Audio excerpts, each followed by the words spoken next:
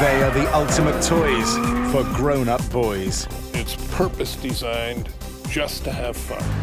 Built to appeal to the rebel in all of us. It is a very, very special sensation of courting death. It's as simple as that. Most cars are made for getting where you're going. Sports cars are about the thrill of the journey.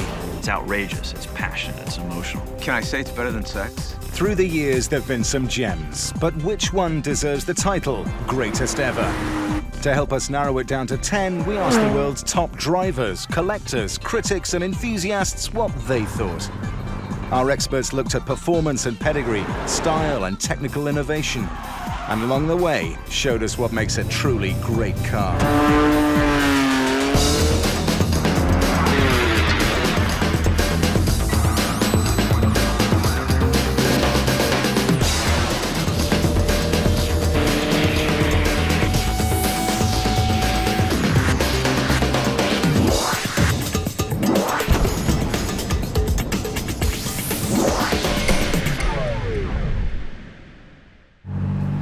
Britain's favourite aristocrat will put the James Bond car through its paces. Actor Steve McQueen's son Chad takes his famous father's wheels out for a curtain call, and we'll find out why he's using simple garage tools to explain some revolutionary technology. We're also going to try and get Ferrari's latest supercar to triple the speed limit on a Louisiana interstate. So brace yourself for a red-hot ride as we count down the greatest ever sports cars. We begin our greatest ever countdown at number 10 with a car whose name literally says it all. The legend has it that when the designer first brought it out to the factory, one of the workers, he said Countach, which means wow, my God, incredible. The Lamborghini Countach was an outrageously, deliberately provocative, sexy car. You looked at it and went, wow. I mean, it was quite jaw-dropping. A Countach is, you know, every teenage boy's wet dream of a sports car. The Countach qualifies for our list because it broke new ground for sports cars. It looked like nothing else that had ever come before it. It was a very dramatic car. I mean, it's angular, and it was all sort of carved out of a piece of rock and then put on the road and lowered down, and it was supposed to stop you short and say, that's different, which it was. The reason it looked the way it did was the Formula One technology that made its way into the car. Pirelli designed the tires for the car that were extremely wide. I mean, they're one of the largest tires that were ever put on a production car. In fact, that's the secret to this car. Because the tires were almost double the normal size, the body had to be built around them, helping to give the Countach its outrageous shape.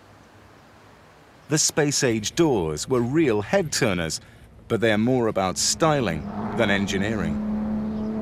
The car's chassis was extremely rigid, and that meant the body didn't bend or flex much in the corners.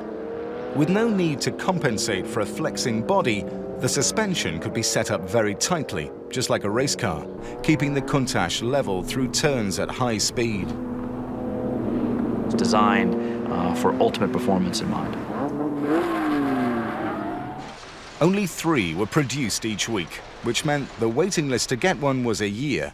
It also came with a price tag of $150,000, inspiring the phrase supercar. Supercars is a name given to a car that goes above a certain speed, i.e. sort of somewhere between here and Mars, and will go faster than anyone needs to go. So we're talking 150 plus, certainly in the mid-70s. But the Countach was more than just the fastest sports car of its day. Just like Farrah Fawcett, it was also a pin-up, one that ended up in teenage boys' bedrooms all over the world. Including mine. I just dreamed of having one. Eventually, after a 2-year search, I found one in Alberta, Canada. I found out, fortuitously, that this particular car was the actual car that was in the poster that I had as a kid. It was from that period in the 70s where the big hairstyles were in, the padded shoulders, girls looking sort of big and brazen in Hollywood, and the car looks a bit like that. It's Italian, it's kind of, but it's busty, sexy, glamorous. To drive, I would have to say it was thrilling but not relaxing. It was not a great long-distance car. The noise levels was very intense.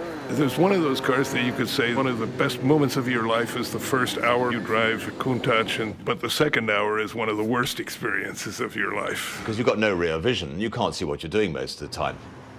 Bad visibility while driving forward was one problem, but with a tiny rear window, reversing was even trickier.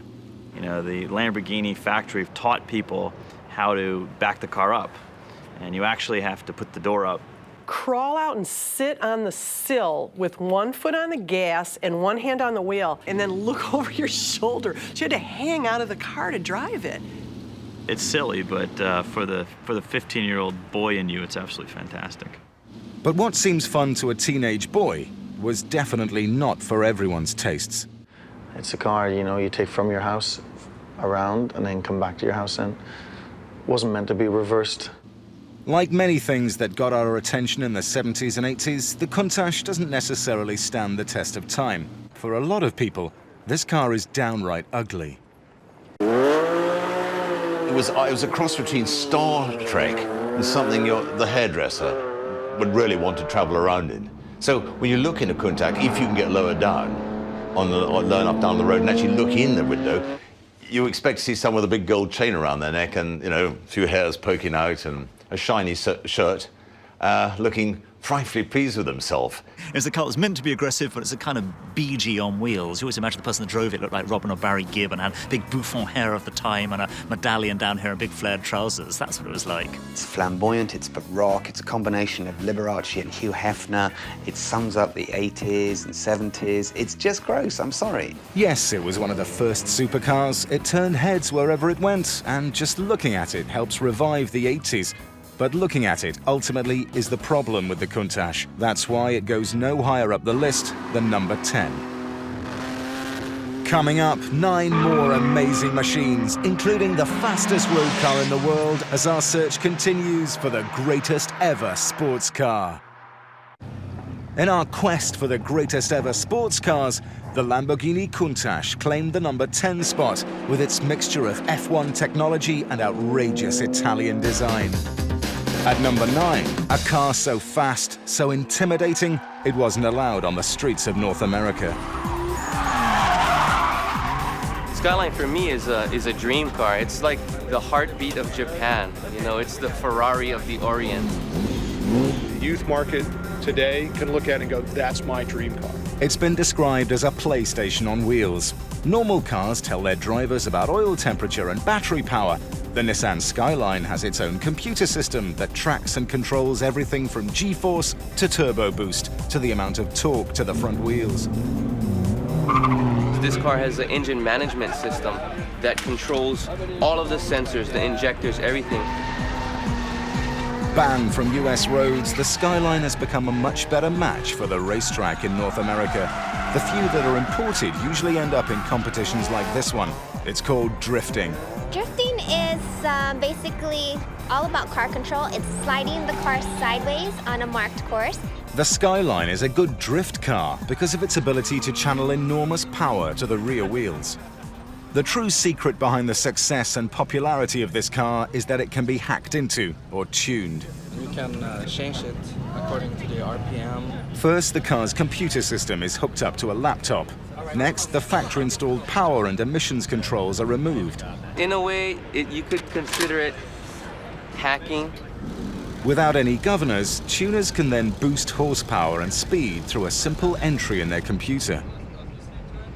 In theory, you could do it to your own car. The difference with a Skyline is that the engine has so much capacity, it can tolerate increased horsepower without blowing up. You could get 1,000 horsepower out of these engines without blowing them up. So it became the benchmark of all tuner cars. It looks very discreet. It's rather like a Japanese 9-to-5 businessman going home on the metro in Tokyo. It's that sort of discreet, and yet it punches this real pow. You know, it's a very powerful, very fast car.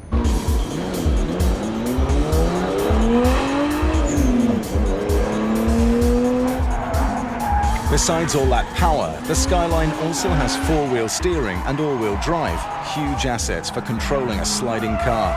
If your front tires are spinning too much, the car's onboard computer transfers energy to the back. And then when they entered into the touring car series, it was just so successful, they had to put a weight handicap on it.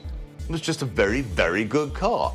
And what irritated the out of everybody was that it was Japanese. And now they built someone that's just looks ordinary, is ordinary, just gets better than anything else the Italians or the Brits could make. I love it. I think it's brilliant. It looked fairly benign from the outside, but it was as fast as a Ferrari and actually better behaved through the corners. Going into the first turn, this car is slow. It needs more power at the low end, or low RPM, to make the drift last.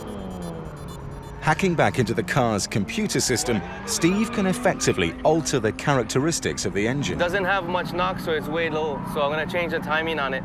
Rev it.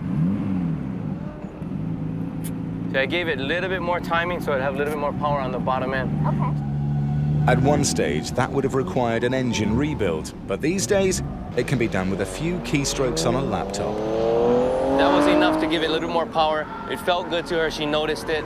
I could notice it from outside, so we're still in the safe zone on the adjustments. We'll see how the next run goes. Tell you what, I take my hat off to these kids that do it with their computers and things and get these things running, sometimes as good as a Formula One car runs. The Japanese had a name for it, which meant the monster. We christened it Godzilla, because this car was so fast, so awesome, so powerful, and the name lived on, and so Godzilla lives. Yes, Godzilla lives, but not everyone's a big fan. I have done a 20-second, perfectly controlled drift in a Skyline and marveled at the technical prowess. But there's part of me that does not connect with that car. It's a big, heavy lump. It's not particularly good looking. The drifting, it's fun to watch, you know. I'm sure it's fun to do, but it's not my bag. That was awesome. I was like, whoa. I'm like, okay, last run. I'm gonna see. And then I got around a little and it felt so good. And then right when, you know, it started feeling real good, then of course you're like, your mind says, more power. And you put more in too much, but it was good. This Nissan earned the nickname Godzilla for its power, and its use of ultra-high technology is revolutionary for sports cars, but it filled a niche that appealed only to the true techno-head. Because of that, the Skyline will have to settle for number 9 in our list of greatest ever sports cars. For more than 50 years, this next car has been making dreams come true for sports car lovers all over the US. In automotive terms, the Corvette Stingray is the original American Idol. I still remember pulling the car magazine out of its sleeve and looking at it and saying, oh, wow. This car was an exquisite package that came from nowhere and just slapped the hell out of the European competition. At just over 4,000 US, it was a supremely capable 2-passenger sports car. Basically as competent as any sports car in the world at a price that most people can still afford. Unlike everything else on the road, this car oozed Americana.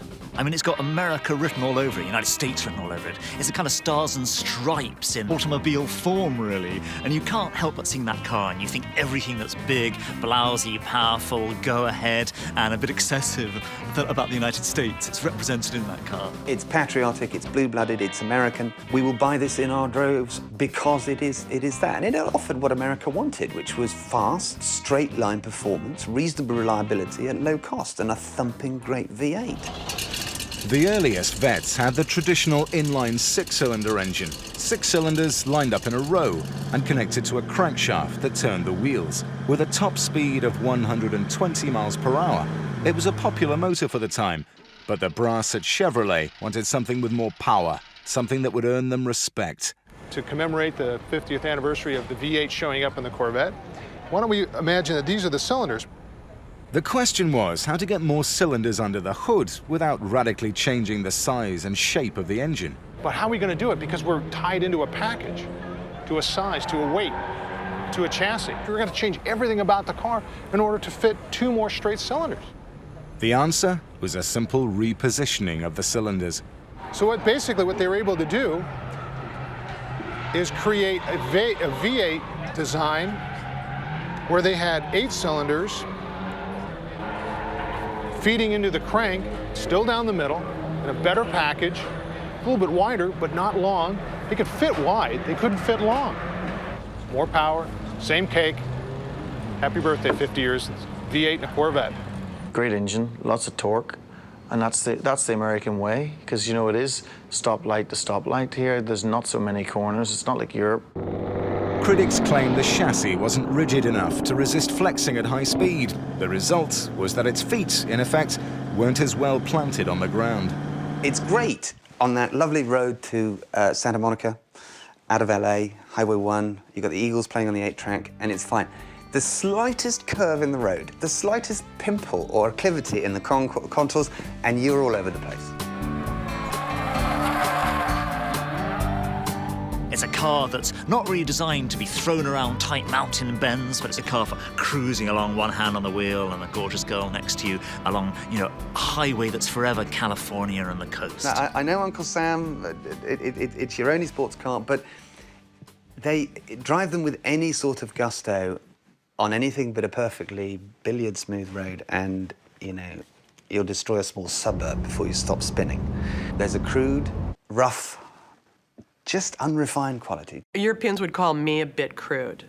And, you know, they would sniff at something that came in and beat their pants off. That's what I say to them. You know, we're all a bit crude in America, but we're crude but effective. How's that? Nobody can accuse the Stingray of refinement. It just doesn't have that. It's really the polar opposite of a European or Japanese sports car. It is muscle-bound, it's aggressive, it's showy, has great fairground qualities to it. It's like a fairground ride on wheels in some ways. But come on, it's just such great fun. I mean, that is like, let's get out there and have fun, boys car. And that's what it's for. If a Corvette was interviewed by a psychiatrist, the Corvette would tell the psychiatrist where to get off. It would tell the psychiatrist for wimps. That's the kind of car a Corvette is. No other sports car has captured the American imagination the way the Stingray has. None has lasted so long, but critics are right to point out that it can be hard to control in the corners. That's why the vet hits the brakes at number 8. At number 7, the car made famous by 007, the Aston Martin DB5. Aston Martin DB5 will be forever associated, of course, with James Bond. I mean, it always will be the Goldfinger film. Everyone's imagination, every kid's imagination. The real car, of course, doesn't have an ejector seat, but it's for the guy that thinks themselves probably to be a fighter pilot or an airline pilot or a great international spy or a playboy. I mean, it is the Playboy's Express. It's the sort of car where you could jump in, catch the boat train from Dover to Calais, and speed through the night and arrive at a grand hotel somewhere on the Italian Riviera, stirred but not shaken and ready for that first Dom Perignon on the terrace. It is heart-stoppingly gorgeous. It is pretty enough to stop a speeding train. It has a fantastic 6-cylinder twin overhead cam engine. It would, in 1961, 62, do 150 miles an hour, which made it great. But much more than that, it had this wonderful, tweedy, British elegance. Aston Martin was one of a number of small, proud English companies known for hand-built craftsmanship. James Bond made Aston Martin glamorous. Of course, Bond was too busy, so instead, we asked Britain's favourite aristocrat to put the car through its paces. He's better known for his Ferrari collection, but Lord Charlie Brockett has never been one to shy away from the camera. We did get a reputation for making cars that were wacky, different, but well built and well, it's huge attention to detail. That's what people liked. Yes, they were hand-built and very elegant, but you couldn't always count on them to actually work. This is what happens in electric windows in old cars. Well, it's going up eventually. Okay, now the red light is on permanently. I have a feeling that we might have lost the fan belt. I didn't see anything on the road behind us. There's another thing, you see, when you switch the wiper off, does it center to its next cycle? Oh no, it goes off precisely when you tell it to go off, which is in the middle of the windscreen. And stopping them down there becomes an art. No, it's not going to do it. You know why? Oops, it's just done something at me. Because, oh, it's wonderful. If you light up a cigarette, you might go bang and explode because the fumes are so great inside the cockpit. Always they had harsher suspension, like there. You can feel it. You have to remember these things don't have brakes. You do have to push quite hard to get any reaction at all. But all of that makes you feel that it's more of an experience. It just requires more effort and concentration to keep the damn thing on the road. Of course, not everyone has a little Bond in them. It's an old man's car. Greatest thing I'd ever achieved was being in the Bond movie. If it wasn't in the Bond movie, it probably wouldn't be remembered that highly. It's a relatively heavy car. It's a luxurious car, but it is the epitome of the grand touring car. It is absolutely, radically not a sports car. A sports car has a singleness of purpose. It is meant to drive. I mean, it should be ultimate driving enjoyment with no compromise. You don't need to bring along your golf clubs or your family. A GT car, a Gran Turismo car, absolutely gives a nod to those creature comforts on the road. It is definitely right up there in the top 10 coolest cars of all time just because of James Bond. But, you know, doesn't make it a sports car in my book. The DB5 is on our list because it represents the old spirit of craftsmanship that made English sports cars adored worldwide. It's stuck at number 7 because some argue it's more a coupe than a sports car. And for that other reason, Britain's cars are famous. They break down. Inspired form and revolutionary function come together in the Mercedes Gullwing SL at number 6. It's such a work of art. It really is, you know. It's stunning. It's better than any Picasso. The lines of the Gullwing are pretty much perfect. The thing the car has, it's a wonderfully taut shape and yet has rather voluptuous curves, but they're not the voluptuous curves that like the Chevy Corvette, which are a bit over the top and brazen and showy. These are curves kept in check, and you know that the car's been designed to be super aerodynamic, and yet it's hugely glamorous at the same time.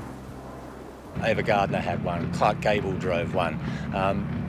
Some favoured the convertibles, but for me the Gullwing with those doors is just so cool. It is the pick of the bunch.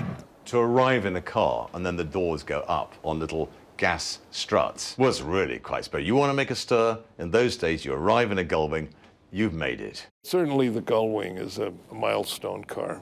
Aesthetically, technologically, I mean, it stunned the world when it came out. Everybody just went, holy mackerel, look at the technology they've put in that thing. Its tubular space frame made the Gullwing extra rigid, crucial for control at high speeds. And at only 82 kilograms, the frame was as light as a feather. But those same tubes took up room where the bottom of the doors would go, so instead, they would hinge on the roof and lift up, as opposed to out. It was a practical piece of design, but wound up becoming the car's exotic signature. I mean, those doors were just unbelievable. Literally looked like a bird with the window, with the doors open. And when you pull them down, you're in this cocoon.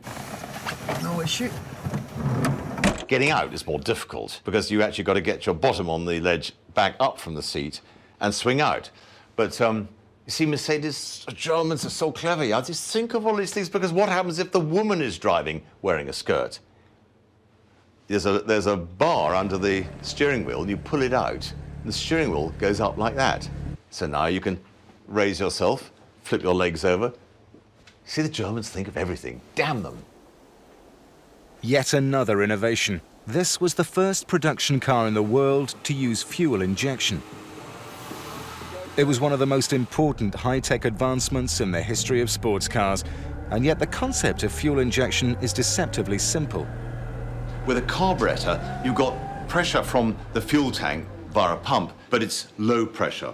And when you put your foot on the accelerator, the fuel falls into the manifold like that, mixes with the air, explosive mix, and the car accelerates. That was fine for normal cars, but again, the Gullwing wanted to use race technology.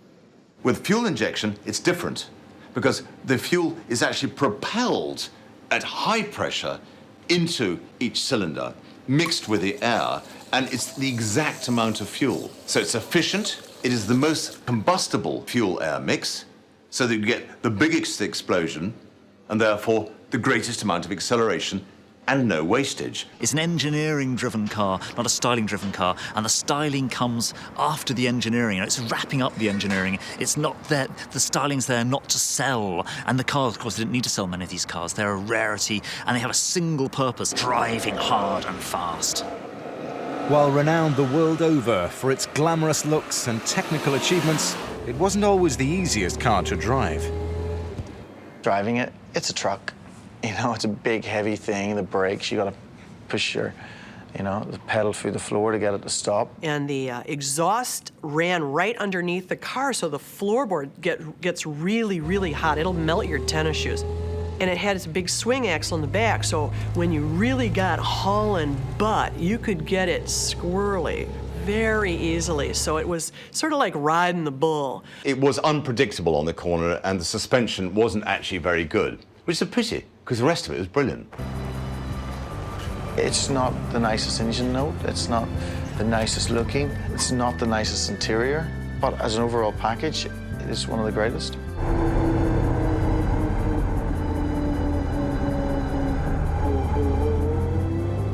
Halfway through our countdown, we've had cars that epitomize style, speed, and groundbreaking technology.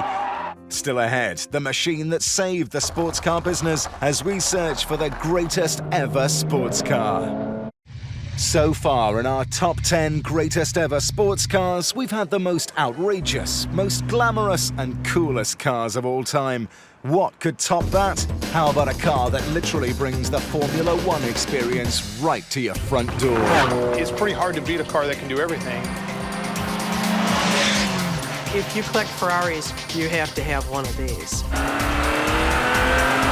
Ferrari is the ultimate sports car company, and it's the ultimate Ferrari at the minute today. I think I would probably spend a lot of time in the garage just sitting out there just going, yeah.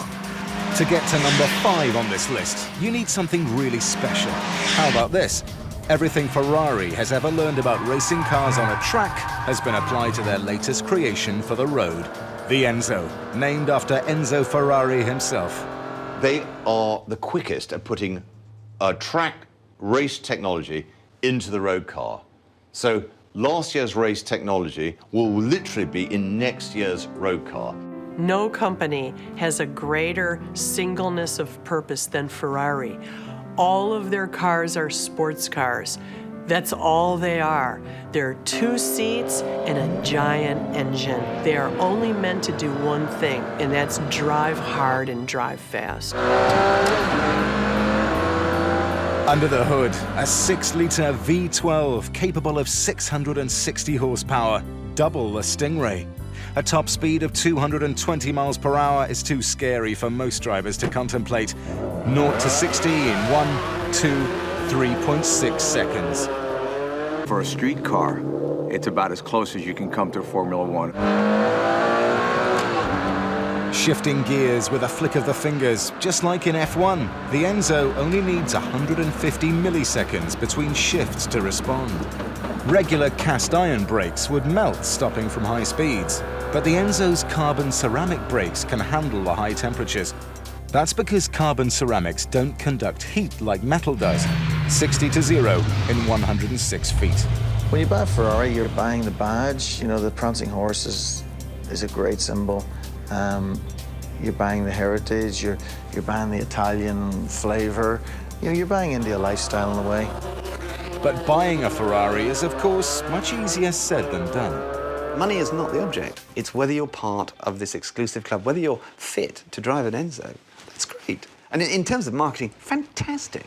A lot of it has been a brand-building exercise. To now they can comfortably demand an enormous price premium, and they still have people lined up for them. One person who knows firsthand about buying one of these rare supercars is Ray Marangis. They want the people that are true enthusiasts to have it. They just don't want somebody who can come up to the dealer and write a check. I wanted the car, and I was prepared to do just about anything for it. I had to become part of the Ferrari family. I had to prepare a resume of all the cars that I had owned. I had to get letters of recommendation. It was like trying to get accepted into Harvard. At first I was rejected, and I persisted, and through cajoling and politicking and buying lots of lunches and going in and shaking a lot of hands, I was able to get on the list. I walked in, and when I saw the car, I just couldn't believe it, that a guy like me could get a car like that. By the way, the car Ray bought cost roughly £300,000. Most of that money goes to F1-style technology, and because of that, the car's looks, at least in some eyes, have suffered.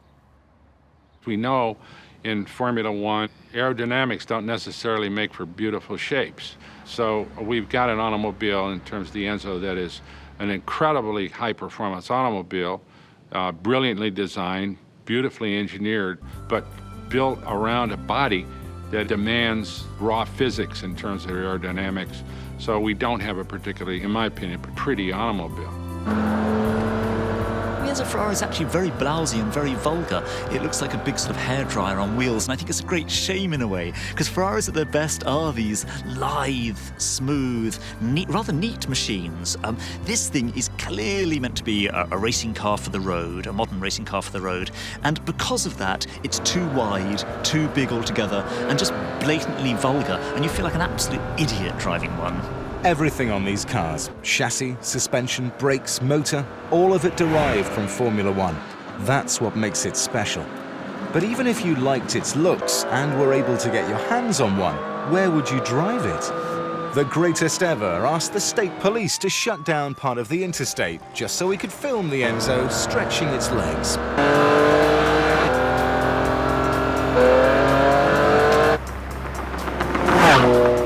And not one to miss an opportunity, Ray takes full advantage, pushing his Ferrari to nearly triple the speed limit. But where are you going to do that? Here in America, we're in the wrong place to own one. If you're pushing it on, you'll be over 100 miles an hour too often, and eventually someone will pull out, a dog will pull out, something will happen, and you'll slice it in half on a lamppost. So it doesn't really make a lot of sense. Rarely out of first on the track, this Ferrari will have to settle for fifth on our list. 1960s England. The nation is finally breaking out of its post-war austerity. A new generation of hipsters, mods and beatniks are turning heads all over London. At the centre of that swinging scene is a positively groovy sports car, unlike anything that has come before, the E-Type Jaguar. Here was a car that signalled, hey, Britain was at the centre of the hip-hop happening 60s, and the E-Type was part of that. The E-Type, to me, it is the most beautiful car in the world. No other car before or since has been so beautifully, beautifully designed.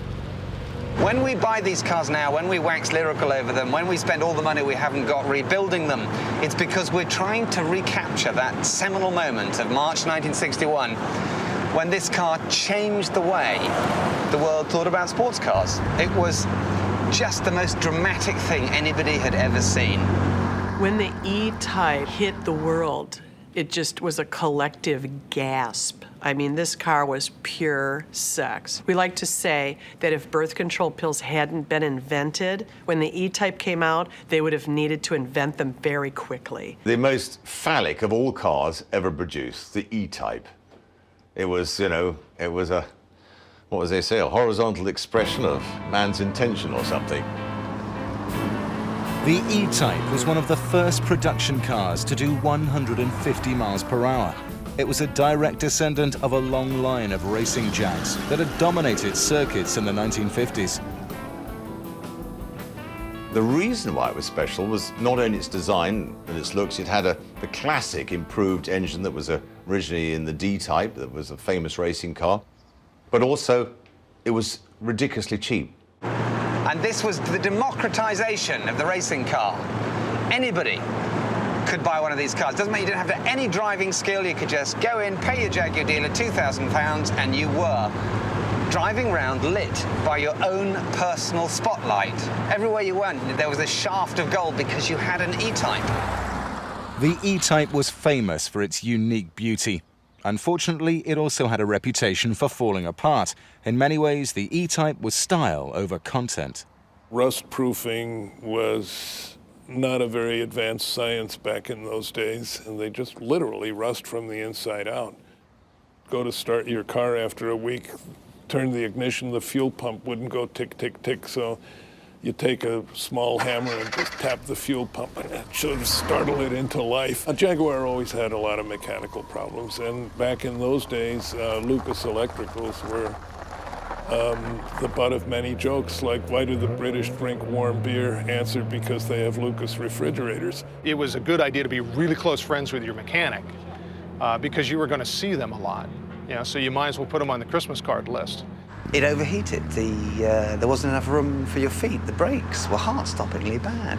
The headlights, you couldn't see at night. But that's what it's all about, as far as I'm concerned, with a sports car. You couldn't make this car now because of all the product liability, all the lawyers, all the solicitors. They just wouldn't allow you to. Too fast, too dramatic, too dangerous, too wonderful.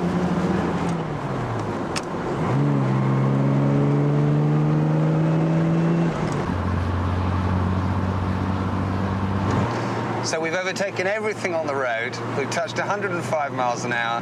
This is a 44-year-old car, and it feels great. It's fantastic. It's still as captivating, still as exciting, still as sexy as it was in 1961.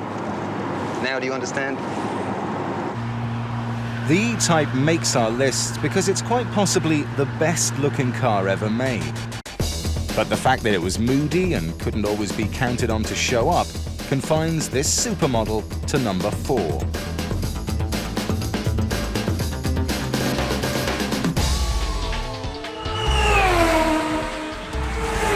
I think this is the best car ever built, certainly the best car of the 20th century. At number 3, record-setting McLaren F1. The McLaren F1 is really the Field of Dreams supercar. It makes it into the bronze medal spots because this is the fastest road car in the world. A car that cost $1 million. The engine is actually encased in gold for heat protection. Basically, the premise behind it is build it and they will buy it. This was a car where basically money was no object. And they just made the car that they thought would be perfect. And what they came up with was a car that will still, at the high end, outperform a Formula One car. The car is so much better than you are. You know, it's a bit like having sex with an aerobics instructor. You're never going to wear her out. Do the best you can. And she's going, okay, you done? Are we through now?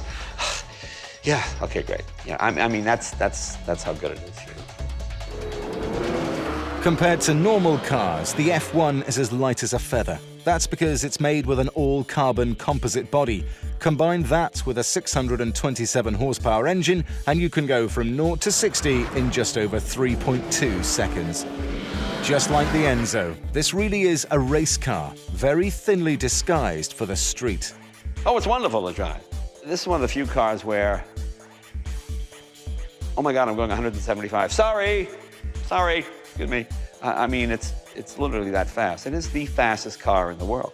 To this day, there's not a Ferrari or a Porsche that can beat it in top speed. A beautiful technical tour de force.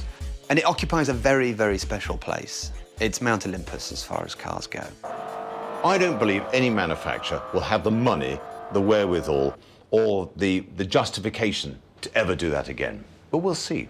But I don't think so. The research and development is too huge. It can only really be done by a current Formula One or Indy car producer. If there was ever artistry in mechanical engineering and mechanical things, this is it. I mean, there's no silly wing on it.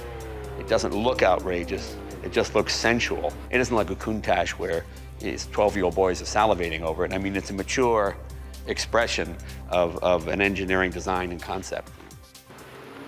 Still can't find the flaw? Well, some of our contributors have. Yes, extremely interesting, but considering the price that's asked, it is accessible to so few people. To me, it's an interesting car, but it's an irrelevant one. It's not a beautiful-looking machine. It's a really functional little machine, and it will always be remembered, I think, as an engineering classic rather than a design classic. Why 3 seats? you know, sitting in the middle. Yeah, it's Formula One and all that, but I don't want to sit in the middle of a road car. I want to sit on one side, and I want to have the hottest chick I can have sitting on in the seat beside me. I don't want one there and one there, because the two of them are going to squabble and distract me. And insurance? Well, I don't know. Can you get insurance in cars like that? I shouldn't think so. Apart from anything else, it was very difficult to get an order. So, like Ferrari, they had to approve you, not you bring them up and say, can I have one? So is it attainable? No. You have to leave it high up on the list. It is a spectacular achievement. And just because people can't get one doesn't make it, you know, any less important. The day I got this car, I drove it home. I drove up my street. I saw another one 2 doors down. So I said, hey, wait a minute. So I didn't even know the guy. I just knocked on the door. I said, is that your McLaren? He goes, yeah. I said, I got one too. And he was visiting this woman who lived in the house. And it just made me laugh. I thought, well, there's only 64 of these in the world. Wow, this is pretty cool. Ah.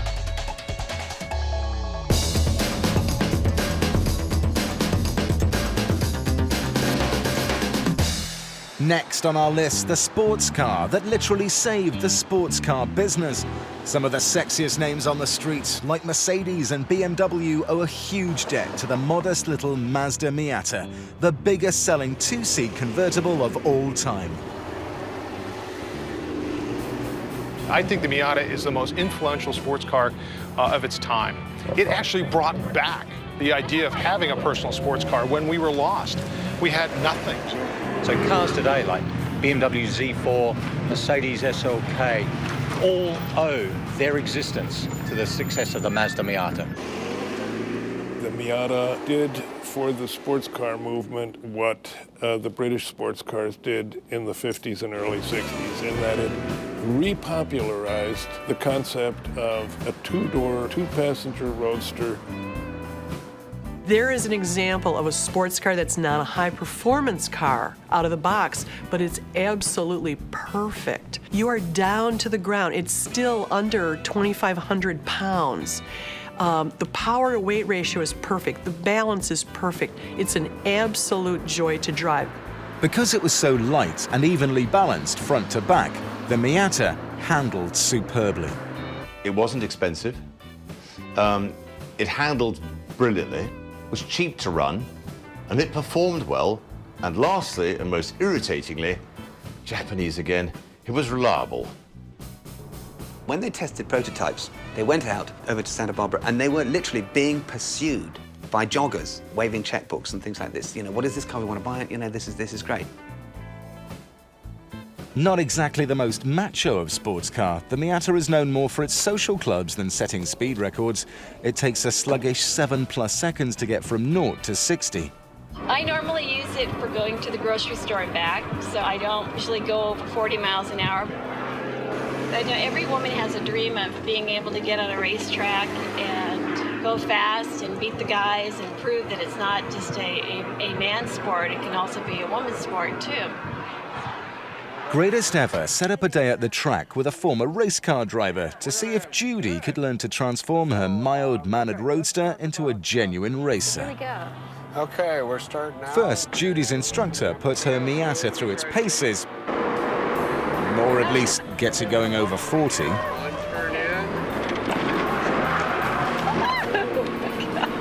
fun when you're driving. No, it gives people a watered-down version of owning a sports car, you know, for a limited budget. And it drives better than many much bigger, much more powerful, much more showy sports cars. But it doesn't have oomph. It's a chick car. It's a girl car. You know, I see a guy driving that down the highway and I just feel bad for him.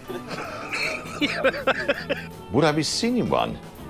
Good Lord, no. My friends would never speak to me again. Okay, so it's not a high-performance Ferrari, but these cars can touch 130 miles an hour. Of course, the driver has to be willing. Alas, a total transformation was not to be. On this day, the Miata stereotype of being essentially a girl's car held true. Well, that was fun. Still, in typical Miata fashion, they had fun. I can't believe I did that. A number of people think that the Miata is a girl's car because it only has a little four-cylinder engine. But I think that's missing the point. A great sports car is not just about the numbers. It's about how it makes you feel when you're driving it along. And it is a man's sports car, not just a woman's car. No, I wouldn't call it a girly car, no. I think it's also, I would say it's a unisex car. It's a different feeling, no less a sports car, but just a different, it is a lightness of being. Unbelievable. It was so much fun. I just think the Miata has everything in a car. It can do everything you ask it to do. You're kidding, right? We've counted down 9 amazing automobiles in our top 10 search to find the greatest ever sports car. When we come back, we'll find out which one tops them all. All the cars in our list can boast amazing pedigrees. They represent the very best in engineering and design. But there is one that always seems to silence the critics. It's been hailed as an engineering marvel, a legendary racer, and at the same time, a 24/7 supercar for the masses. At number 1, the Porsche 911. I think the greatest sports car of all time probably would be the 911, really, because of its longevity. This car has been around for 40 years in basically the same soulful package.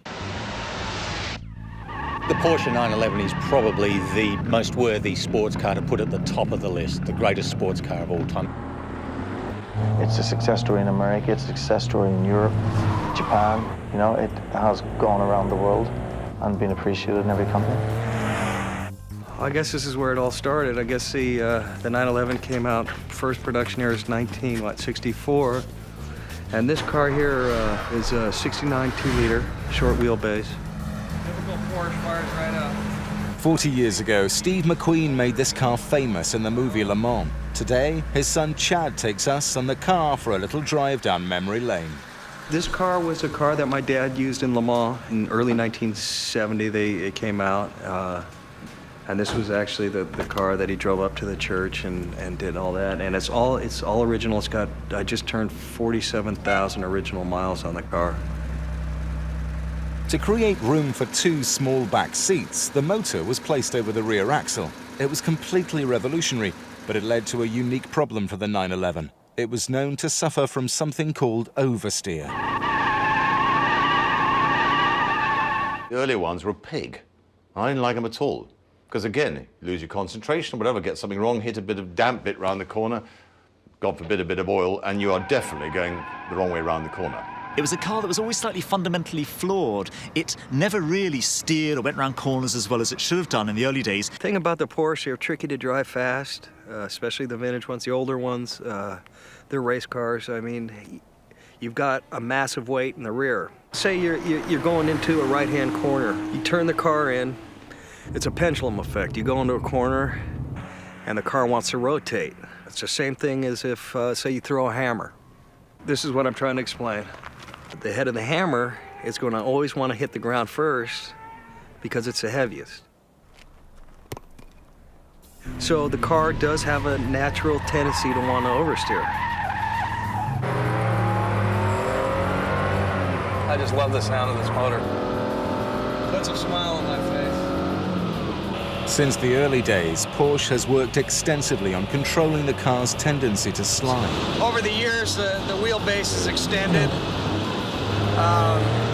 Of course, wider rims, tire setup. They would push the motor a little further in front of the axle, get a better balance. All they've done is taken that essence of the car with the more than 50% of the weight in the back, and its beautiful, just organic shape, and made it a little better and a little better. And sometimes they tweak it a little too far. The next year they come back a little, back a little.